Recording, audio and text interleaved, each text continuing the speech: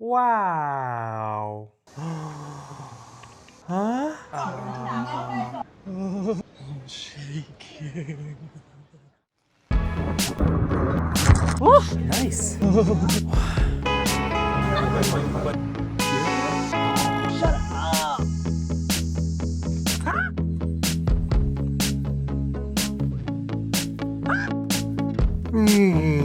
So it seems that thanks to the heat and my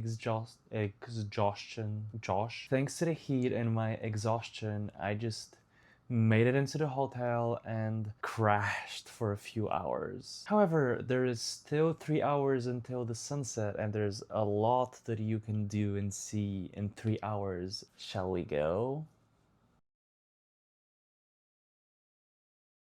We're gonna begin with a visit to Chongqing's beating heart, the Jiefangbei Central Business District, also known as the Liberation Monument Central Business District. This place is packed with stores, shopping malls, and this is the reason why I'm visiting this place, the monument that gave the name. Here, right in the center of Chongqing's financial and business center, you can find the People's Liberation Monument, which is one of a kind in the whole of China. It was built to commemorate the victory of China over Japan during the Second World War. And it was built right here as Chongqing was serving as the provisional capital of the country. Originally, this tower was called the War Victory Monument when it was built by the national government of the Republic of China, aka the Kuomintang, aka the party that moved across the strait, anyway. But then, when the Chinese People's Liberation Army took control over this city, they renamed this to the Chongqing People's Liberation Monument, or Liberation Monument for short. And you can see how well this has been taken care of. Look at these flowers. Skyscrapers and skyscrapers and skyscrapers everywhere.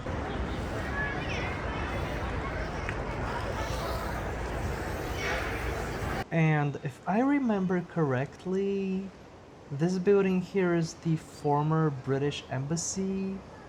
The next part of our itinerary is to marvel at the gorgeous architecture of this building right here.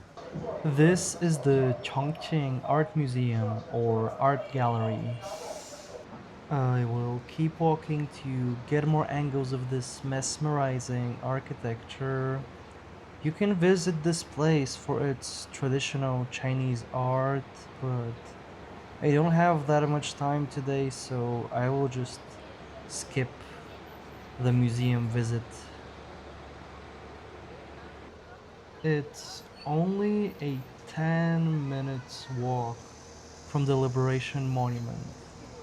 You know, Chongqing is such a massive city, but its center is so dense with culture and historical monuments. Our next stop is only a few minutes away. We're close to the riverbank and we're starting to see some statues with folk motifs, I think. Look at this massive boy over here. Maybe this is supposed to represent an, I don't know, fictional, idealized conception of how Chongqing is built. It's houses on top of houses. So cool. Now, this is the part about Chongqing that makes this city so crazy and has given it the nickname of the eighth-dimensional city. It might seem that right now I'm on the ground floor, but if you look, I don't know how to show it. This way, you might see that there's so many floors below. Is this 5th floor or 6th floor? Or is that telling you to go to the 5th or 6th floor? I don't know. Maybe I'm supposed to go down from somewhere over here? I'm confused. So now the staircase is taking me 2 floors below. It's 2 floors, I think, yes. Let's see if I'm able to find the ground floor. Cool terrace with lots of fans. Elevator and stairs? They're inviting me to clean my ears. Shut up! Okay. This place has elevators. And I'm going down. I don't know where I'm going, but it's as far down as I can go. So turns out I was on the 9th floor and I took an elevator to the 4th floor, and apparently they told me that that's the lowest floor the elevators go to. So my quest to find the first floor continues. I definitely started exploring this place in reverse. Oh my god. And you can see this is Chongqing, written in traditional characters and written right to left. It is like an actual cave out here, and it's at least 5 degrees cooler. Like, people just have an actual waterfall right in the middle of the city center. Wow. I've made it. I have made it. I can see that the cars are now over here. What is this place? This place is unreal. This place is a complete labyrinth, and it has so many different stores, restaurants, bars. I don't know how people are able to navigate this. I am crossing the street to hopefully give you a better complete view of what this place actually looks like. It's so green and lush. Huh? Oh my god. Wow. It's 40 degrees and my phone is overheating, so it just suddenly stops recording in the middle of my videos. I have no idea what I have recorded so far. This is a little irritating.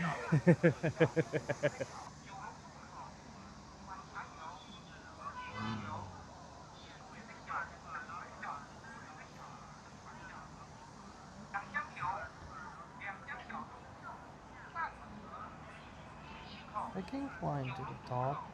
Let's see how long it takes me to the top.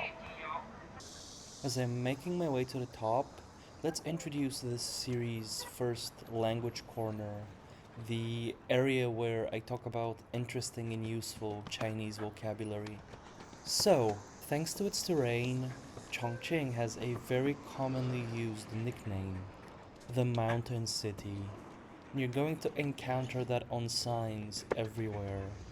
We've already encountered it in this vlog so far, and we'll see it again and again later in this vlog. Now let's talk about Shan, the first word in the nickname. It means mountain. This is a character that's part of a class called pictograms, and you can basically think of them as drawings of what they represent. Look at the earliest version of Shan. It's just a picture of a mountain, and that's how the word mountain came to be written. Cheng, which means city, on the other hand, is part of the majority of phonosemantic compounds. One component gives a hint about the meaning of the character, and one component gives a hint about its pronunciation. The reason for using tu, soil, is very archaic. It's because in the past in China, city walls were made out of reinforced soil.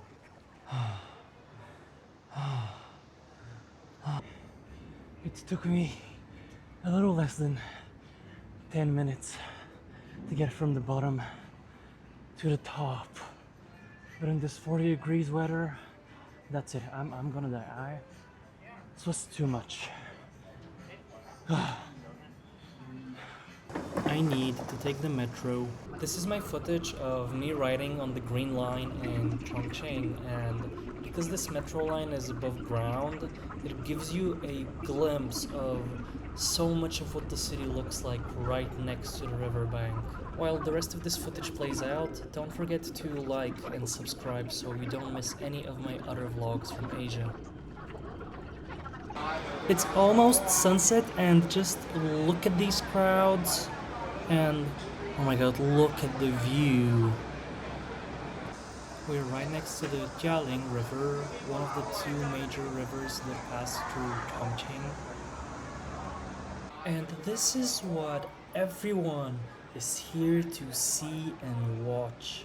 The viral train station, where the train passes through a residential building. This is exactly where I got off earlier. This is Liziba Station.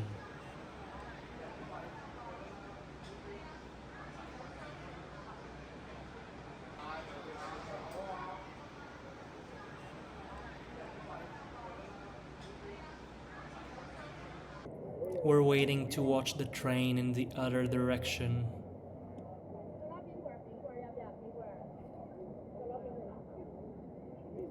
Oop, oop, oop. Here she is. Here she is. Here she is. Look at her go. Oh my god.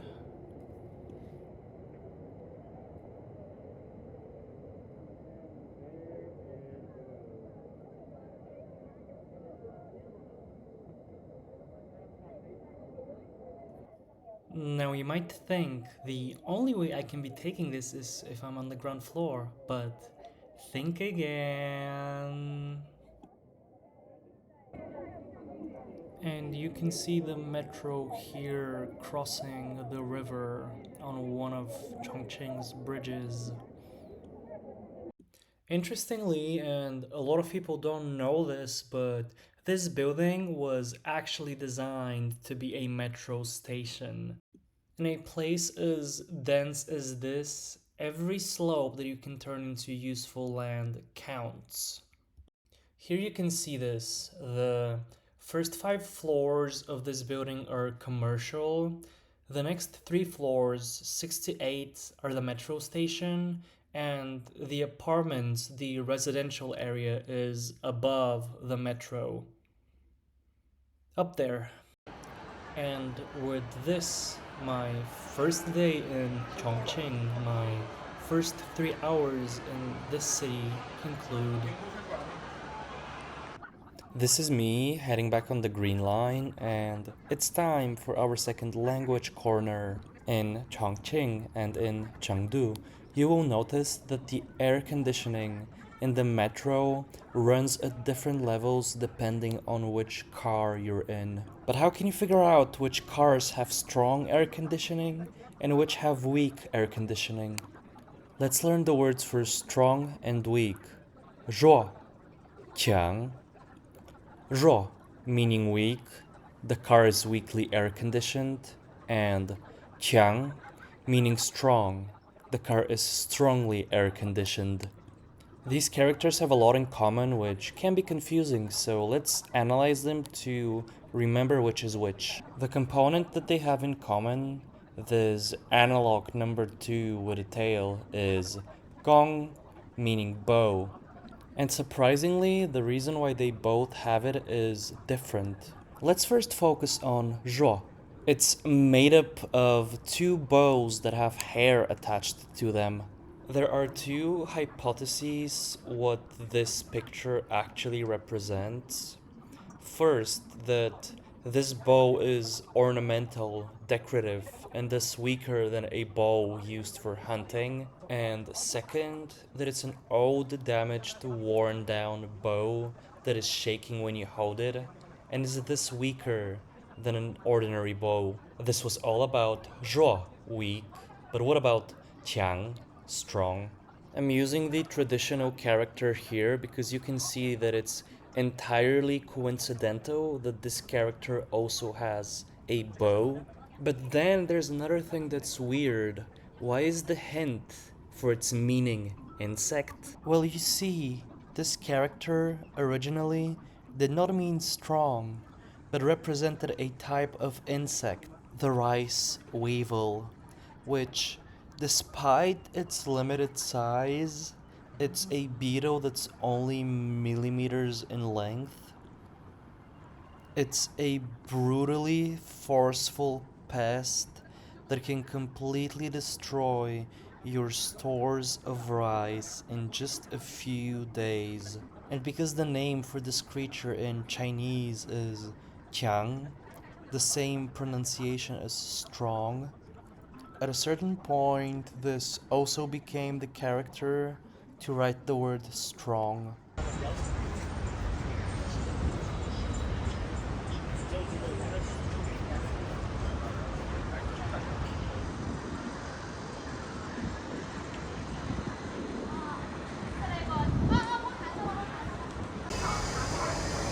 here we continue to some older and more traditional parts of the city.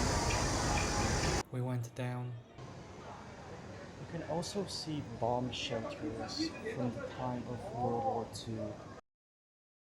Unfortunately, I cannot share any footage with you because they don't allow filming inside the bomb shelters, but this is something that you definitely should visit if you ever come here. Chongqing's mountainous terrain was a massive advantage to the Chinese during World War II because it meant it was really straightforward to install bomb shelters right into the side of the mountains, protecting the city from air raids from the Japanese. And besides bomb shelters, you can see waterfalls and little Buddha statues carved into the walls of the city. And this is the same area, just later into the day, close to sunset, when they're turning the lanterns on everywhere. Now, why don't we check out this pretty place over here and do our best to ignore the screeches of those cicadas? It's much quieter over here. Now let's check out the buildings on this plaza. We have the Children's Art Center over here, and this is some theater, the 10-story theater space. Anyway, there's lots of art here, but I'm just looking and marveling at this amazing exterior. It's so pretty. Here we have the same buildings again from another angle, and this is the rest of the plaza. And let's take a look at the buildings on the other side too. It's so pretty. Now, once you're up here at this plaza, it really feels like you're on the ground level or just slightly above it. But when you come close to the edge and you take a closer look, you will see that actually this is the 22nd floor of this building. I'm so scared I'm gonna drop something or fall, but you know, the view is worth it. This is where I was earlier from another angle. I was there, and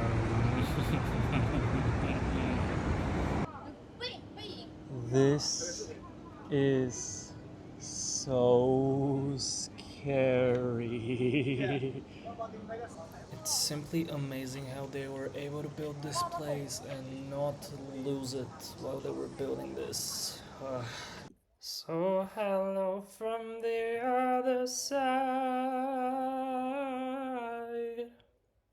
Just don't look down.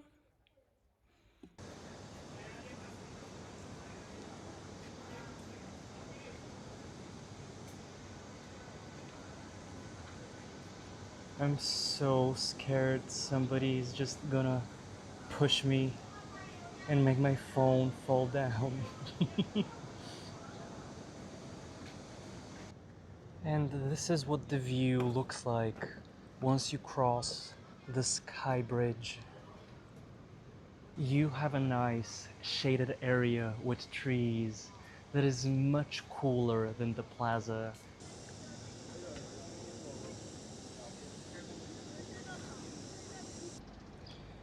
Why did social media have to make this place popular? Being here is totally not a good idea. Oh my god. I'm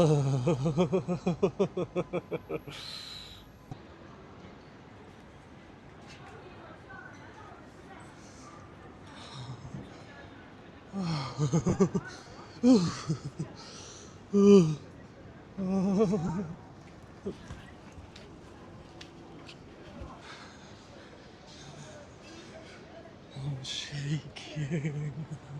That was so damn scary. I'm never going up there ever again. I don't know where I'm going here. I just want to explore some of these weird roads. This is the side of the building that I was on top of earlier. Apparently, it's a hospital. These are some residential buildings, I guess, and these are the bridges where I was earlier.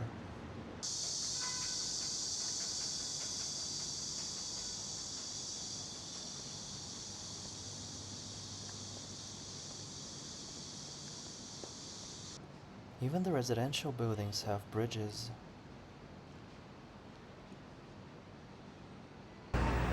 This is still the central business district, and I would recommend trying local food from somewhere around here.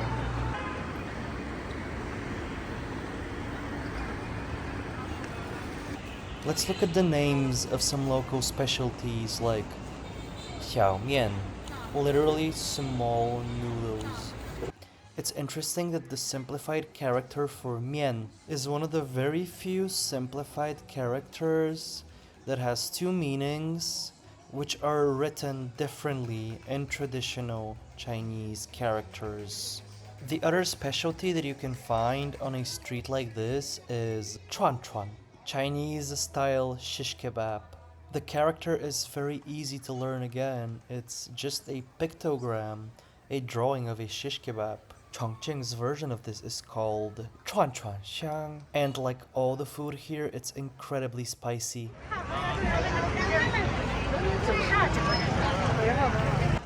It's my final night here and I am going on that bridge. Oh my god, there's so many people here. Everyone had the same idea as me. But you know what I always say? Where you find a lot of people, that means there's always some sight to be called. Yep, this is what everyone is here to see.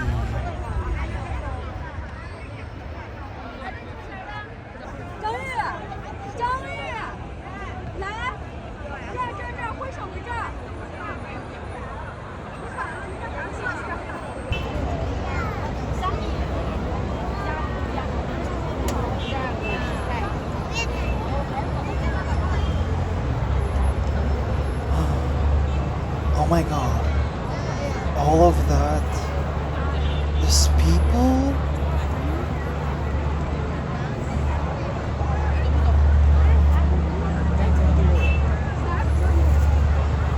There are so many people here. What?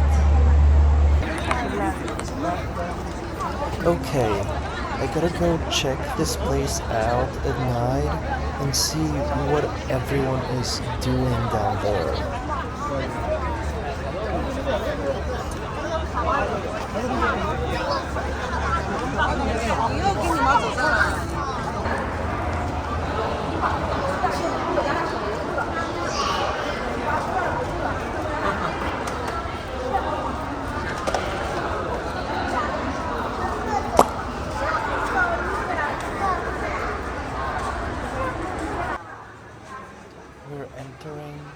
the Hongya Cave, the same place where we were earlier during the day.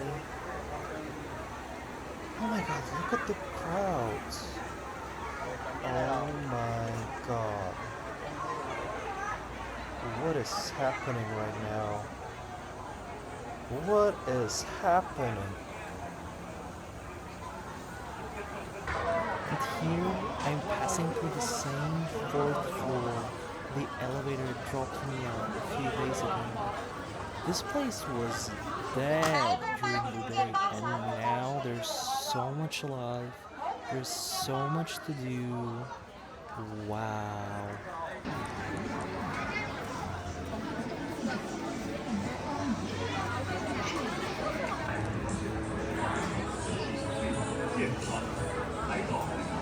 And with this, I will conclude my vlog.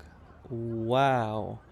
Thank you all so much for watching until the very end and joining me in this journey today. You're amazing.